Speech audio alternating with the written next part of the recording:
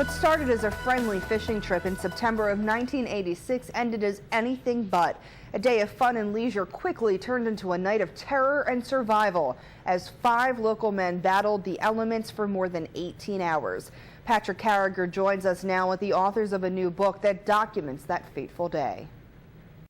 I'm joined now by Dave Jones and Art Higbee, who are the co-authors of the book Promising Forecast, the true story of a miracle rescue at sea. And gentlemen, the book is your account of a September day back in 1986, which, according to plan, was supposed to be just a leisurely fishing trip, but it didn't go that way, did it? No, not at all. Okay, and tell us a little bit about what happened that day when you set out. We basically set out to go to the canyon to do tuna fishing, and about halfway out there, our boat hit a wave. We went down, and the day just turned into a nightmare. The boat, the last thing we expected was an accident. Nobody plans an accident, and the boat was only 6 months old. The last thing in your mind was that the boat's going to sink. The boat sank, I'd say, within 5-10 minutes. The boat was completely gone, and the only thing we had to do was hang on to a cooler. We were lucky enough to get a Mayday out, but somebody had stepped on it, and the Coast Guard didn't have our exact position, which meant that they were just out there searching for us in an area that they thought we'd be in. And one thing led to another as the day went on. Yeah, it happened so quickly. We really we did everything we could to help the Coast Guard look for us. We threw things out of the boat to make a debris slick. One of the things that came out of the boat that we didn't want to come out of the boat was 200 pounds of butterfish that we were using for bait.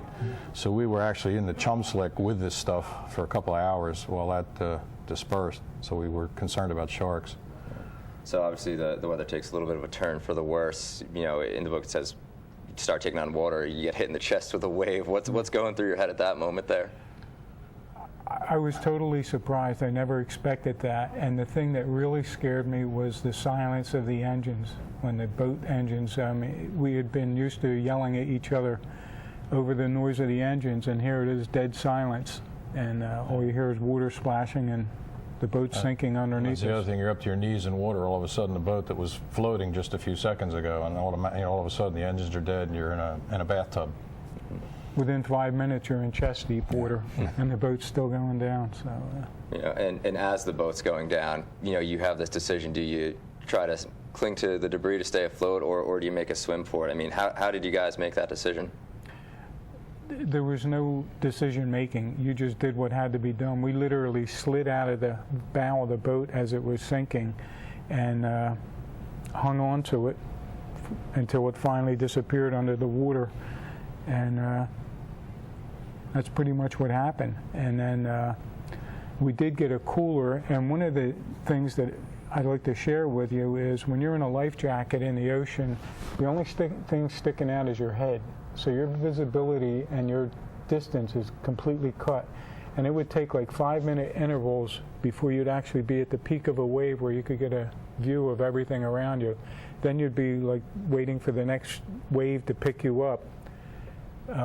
We grabbed a cooler and took turns with pushing ourselves up when the perfect timing hit so that you could see if anybody was looking, and that's when we spotted a Coast Guard helicopter. We fired 2 flares off, and they could not see them because of the angle of the sun. They were looking into the reflection of the sun, and they never located us. Gotcha. And just quickly, if you could take us through a little bit of the rescue process. Obviously, your group was separated, but everyone did thankfully make it back. Yeah, we had actually moved from one lobster pot marker to another in the course of trying to get the attention of another small boat that went by. They didn't see us. So we found the second marker, we hooked up to that, and that's where we spent the rest of the night. And by then we were extremely hypothermic and cold and weak and exhausted and all that. And all night long we were watching freighters go up and down the coast and watching the lights, and they were miles away. And I guess about 1 o'clock, 12 o'clock at night, all of a sudden one of them looked like it was coming towards us. The lights looked different, and at first we didn't pay any attention to it, and then it was apparent that it was getting larger and larger, and finally we realized this thing was coming right at us. And we actually saw the bow light, we saw the red and the green on the bow light, which means it's coming dead at you. So we had to make a decision whether to get out of the way or which way should we go or what do we do, So we swam out of the way, and this thing passed within 30 feet of us and actually ran over the marker that we had been attached to. And fortunately, the captain, it turned out to be, we found out later, was on the fantail of the ship smoking a cigarette. And he just happened to hear us screaming and looked right down at us and then ran back into the ship's bridge, and they stopped the boat, and that's when we got picked up. That's great. Well, we don't want to give away too much. The book is Promising Forecast, the true story of a miracle rescue at sea. Special thanks to Dave Jones and Art Higbee for joining me today. Be sure to visit Amazon.com to pick up your copy today.